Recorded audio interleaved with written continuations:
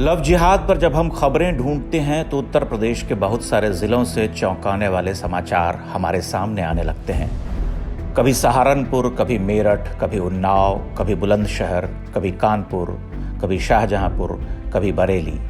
इन सभी समाचारों में एक बात प्रायः सामान्य रूप से पाई जाती है कि प्रेम करने या प्रेम का नाटक करने वाले खास समुदाय के व्यक्ति ने विवाह से पहले अपनी मजहबी पहचान छिपाई, बाद में उसने पत्नी पर धर्मांतरण का दबाव डाला, उसे मानसिक और शारीरिक यातनाएं देने लगा, कई बार तो उसकी हत्या तक कर डाली। लव जिहाद, इस शब्दयुग्म पर लंबी बहस चली है, बरसों से चलती आ रही है। दिलचस्प ये कि लव जिहाद शब्दयुग्म का प्रयोग भारत में सबसे पहले केरल में किया गया। वहां के हाई कोर्ट ने इस जिहाद को फंतासी या मनगढ़ंत भगवा झंडे का जुमला न मानते हुए सच माना और स्पष्ट किया कि मुसलमान समुदाय के लोग प्रेम का खेल खेल कर हिंदू और दूसरे समुदाय की लड़कियों को फांसते हैं, फिर विवाह के बाद धर्मांतरण, यातना और हत्याओं का सिलसिला एक सामान्य प्रकरण होकर रह जाता है। लेकिन विडंबना यह कि जैसे ही उत्तर प्रदेश समेत 4 भाजपाई राज्य की सरकारों ने इस पर कानून बनाया, धोखाधड़ी करने वालों के खिलाफ कठोर दंड निर्धारित किए, सेक्युलर गिरोह ने छाती पीटना शुरू कर दिया।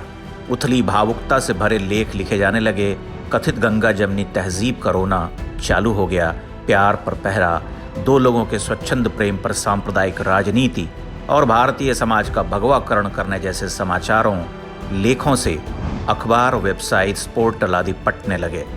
किसी ने उस कानून के प्रावधानों को जानने का प्रयास नहीं किया, किसी ने प्रताड़ित हिंदू लड़कियों की पीड़ा अनुभव करने की कोशिश नहीं की, किसी कथित सेक्युलर पत्रकार ने इस बारे में प्रश्न खड़े नहीं किए कि हर बार इस तरह के विवाहों में शिकायत करने वाली लड़की या युवती ऐसा क्यों कहती है कि विवाह करने वाले लड़के या पुरुष ने अपनी धार्मिक पहचान छुपाई थी और विवाह के बाद उसने अपना मजहबी रंग दिखाना प्रारंभ कर दिया था।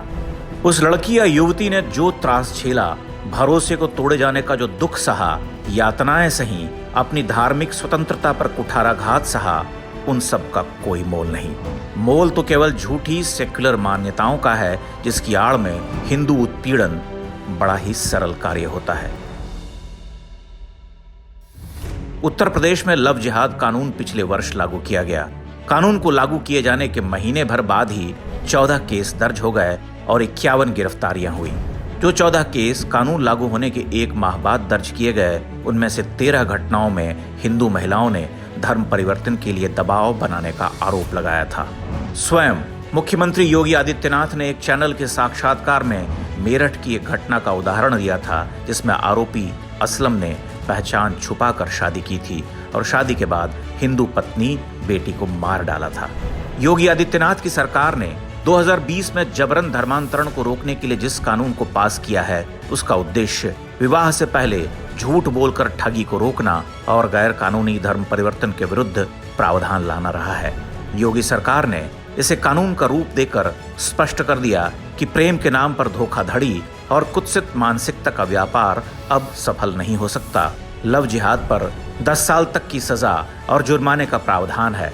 इस विधेयक को पास कराने के साथ ही योगी सरकार ने पुनः यह स्थापित किया कि धर्म राज्य में कोई भेदभाव नहीं होता, तुष्टीकरण की राजनीति नहीं की जाती, प्रेम जैसे पवित्र संबंध के नाम पर ठगी या अत्याचार बर्दाश्त नहीं किए जा सकते। योगी आदित्यनाथ ने स्वतंत्र भारत में अपने राजदंड से विशिष्ट छवि बनाई है। यह छवि असाधारण सन्यासी सेवक की है, जो सत्ता चलाने के लिए केवल धर्म और न्याय के रास्ते पर चलता है। उसके सामने राजनीति के तुच्छ हित साधन निरर्थक है।